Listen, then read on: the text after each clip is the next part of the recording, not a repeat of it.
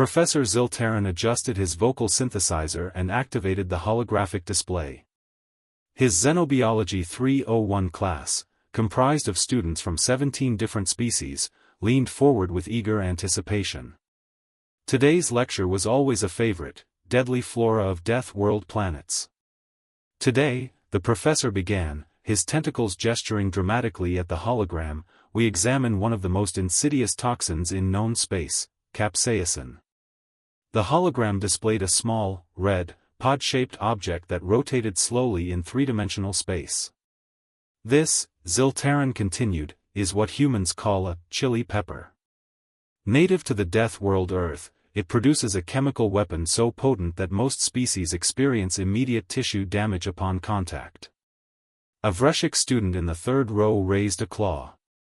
Professor, why would a plant evolve such a dangerous defense mechanism? Excellent question. The capsaicin molecule binds to pain receptors, creating an intense burning sensation that warns potential predators of danger. For most species, including us, consumption would result in severe digestive trauma, respiratory distress, and in extreme cases, death. In the back row, tucked behind a holographic note-taking display, human exchange student Marcus Webb bit into his lunch, a ghost pepper burrito from the station's food court. Sweat beaded on his forehead as the familiar burn spread across his tongue. Perfect.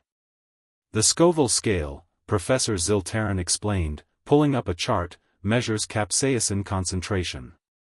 Anything above 1,000 units is considered lethal to most galactic species. Humans, impossibly, have cultivated varieties exceeding 2 million units. A collective gasp rippled through the classroom. Several students' biosuits automatically adjusted their atmospheric filters in sympathetic response.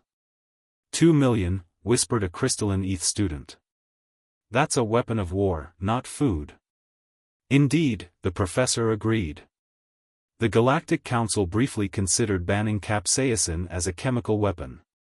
However, they discovered something peculiar. Marcus took another bite, enjoying the endorphin rush. He'd have to thank Chen at the food court for the extra peppers. Humans, Ziltaran said slowly, deliberately consume these death fruits. Not for sustenance, capsaicin has no nutritional value. They eat it recreationally. The class erupted in disbelief. Impossible. Suicide. What evolutionary advantage could that possibly provide? The professor raised a tentacle for silence. Earth's environment is so hostile that humans evolved unusual pain tolerances. Their nerve receptors can adapt to capsaicin exposure. Even more disturbing, they experience a pleasure response from the pain, their brains release endorphins as a coping mechanism. That's insane, muttered a Drell student. They enjoy poisoning themselves? There are documented cases, Ziltaran added, of humans competing to consume the deadliest varieties. They call it a challenge. Marcus stifled a laugh, nearly choking on his burrito. His eyes watered from the heat, but he kept eating. The professor wasn't wrong, the burn was half the fun. Let me be absolutely clear, the professor said gravely. If you ever encounter a human consuming one of these death fruits, maintain a safe distance. The oils can transfer through contact. One human was documented as requiring medical intervention after touching his eyes following pepper consumption. Several students made notes with obvious alarm. Now, moving on to Earth's next botanical horror, the tomato family's solanine content. A strange crunching sound came from the back row.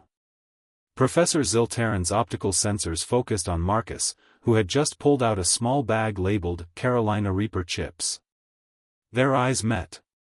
Marcus slowly, deliberately, ate a chip while maintaining eye contact. The professor's color changed from purple to pale green. Class dismissed, he said weakly. We'll continue this lecture when our human friend finishes his snack. As students filed out in horrified fascination, Marcus grinned and offered the bag to a nearby classmate. Want one? They're really not that hot. The student fled. Marcus shrugged and ate another chip. Death Worlders, he thought with satisfaction, had the best food in the galaxy.